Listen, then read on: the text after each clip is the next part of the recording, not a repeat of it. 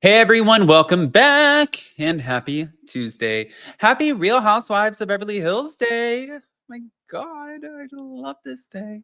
And this is the last week we have to talk about the Real Housewives of Salt Lake City until next time when they start filming again, because trust me, bitch is tired. Okay? Tired.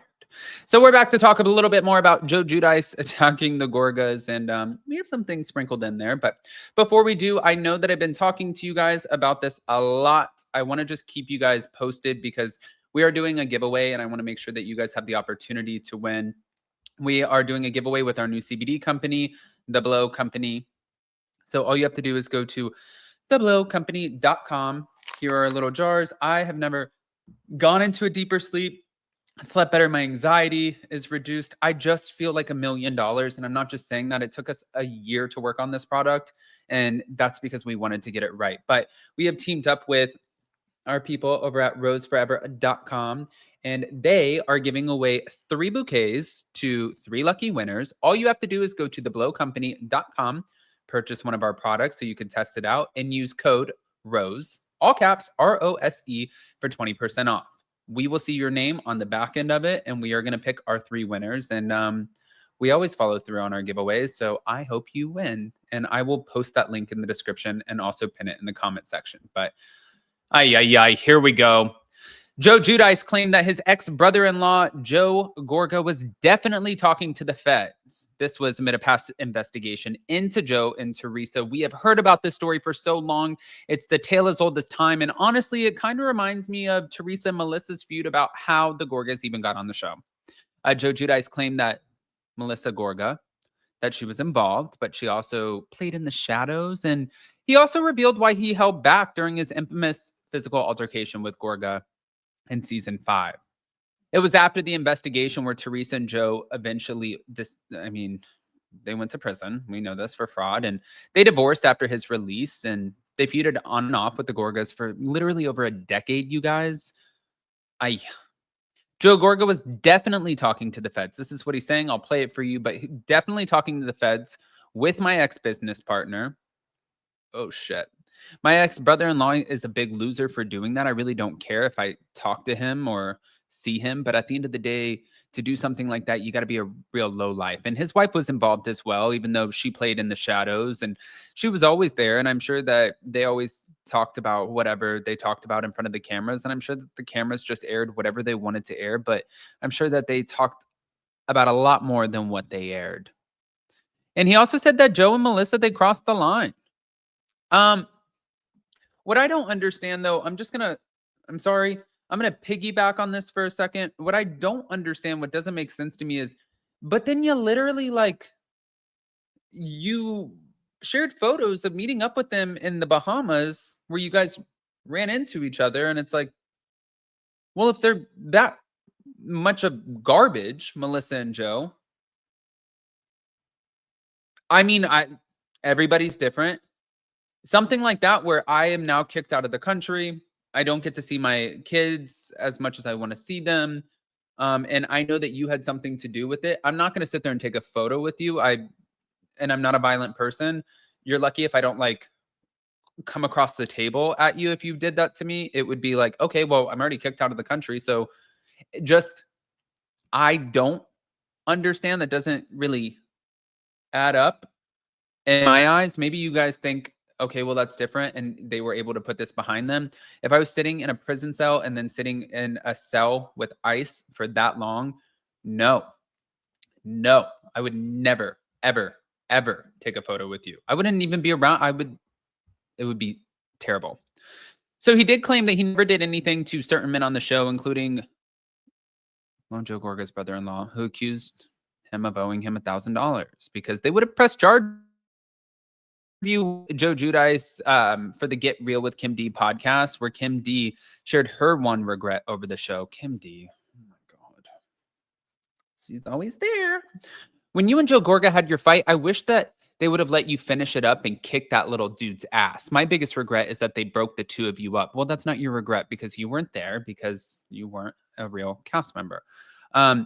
Joe Giudice shared that he actually held back in that moment and he was going to start punching him. But then I was like, if I start beating this kid up, I'm going to feel bad. But I should have given him a better beating. But whatever, he got a taste of what he could get. Kim D just like literally, I've talked to so many people about this, like even Dana Wilkie, who she is friends with Kim D. I'm not a fan. I'm not going to talk negatively about her, but I think that a lot of people could have said the same thing, that when she sat there and taunted Teresa after she got out of prison and Teresa pushed the chair down and reached across, like I'm sure there are a lot of people who wanted Teresa to just put the probation aside and yank her up. You know, like people also probably feel that way about you. I don't get Kim D's position half the time, but I don't have to. I guess it doesn't matter. I don't care. She plays with the big boys and I'm a little guy, so it doesn't matter. Now, thank you to RHONJ _facts_BS_lies_ for sharing this clip from All About the Real Housewives podcast. He was definitely talking to the feds with my ex-partner. Okay. And my ex-partner, big loser. All right. My ex-brother-in-law, big loser for doing that. You know, I really don't care if I talk or see him. You know, it doesn't matter to me. But at the end of the day, to do something like that, you got to be a real low life. You know what I mean? You really got to be a low life. I mean, who does that? You know what I mean? I don't know. I just don't know. But anyway, he did it. And you know what? His wife was involved as well, even though she played in the shadows and did whatever. But she was always there. And I'm sure they always talked about whatever they talked about in front of the cameras. And I'm sure the cameras just aired whatever they wanted to air. But I'm sure they talked about a lot more than what they aired. You know what I mean?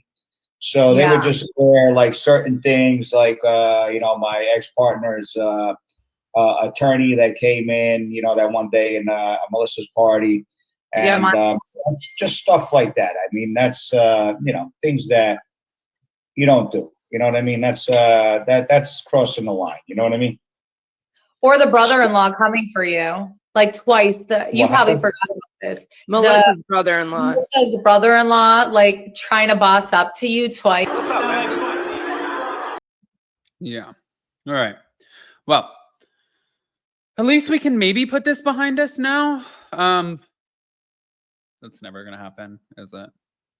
I do have some of Melissa Gorgas sprinkle cookies, though. She sent me some, and I even tried them with Ashley from Taste of Reality right here during part 2 of the Salt Lake City finale recap. And I'm not gonna lie, I'm not picking teams over here.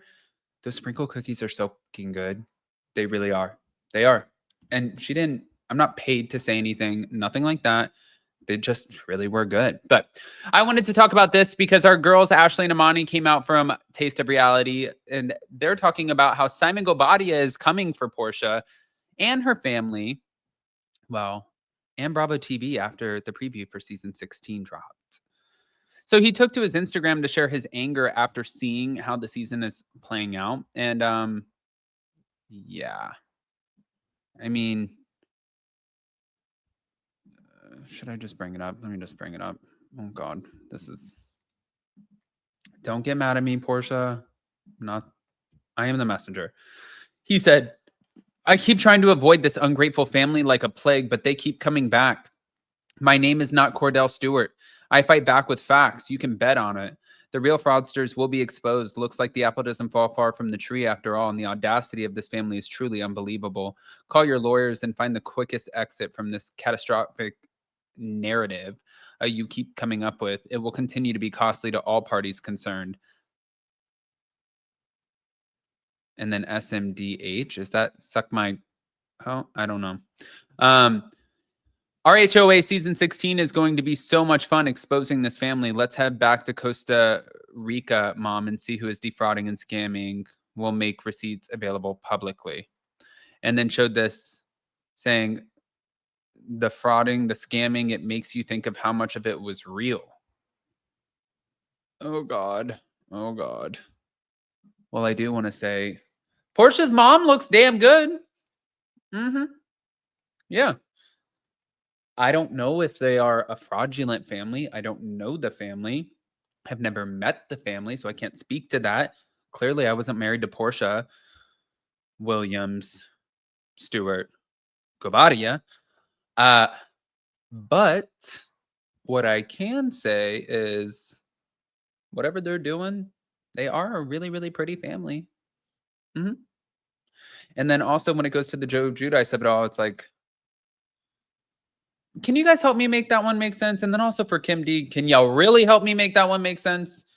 With that, guys, again, don't forget, we teamed up with roseforever.com. We're giving away 3 bouquets. All you have to do is go to thebelowcompany.com so you can check out our new gummies. They are so good. Our new sleep gummies. And, well, just we have daytime and sleep gummies, but check them out. We want you to try them. We want to incentivize you to try them. Use code ROSE, all caps, for 20% off. And we'll see it on the back end, and we will pick a lucky winner. I'm going to announce the first winner on our Salt Lake City recap this week.